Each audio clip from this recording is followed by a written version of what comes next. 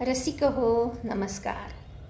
मनस्पर्शी साहित्य कला व क्रीडा प्रतिष्ठान आयोजित नवरात्रीचे 9 रंग या विशेष कार्यक्रमात मी सौ रेणुका धनंजय मार्डीकर राहणार औसा जिल्हा लातूर आपणा सर्वांचे मनपूर्वक स्वागत करते। आजचा रंग गुलाबी माँ सिद्धिदात्रीच्या चरणी माझी आठवणी समर्पित करते। कमलासनात विराजलेली माय भवानी जगदंबाग, शंख सुदर्शन कमळ गदा हे सिद्धिदात्री तू अंबाग।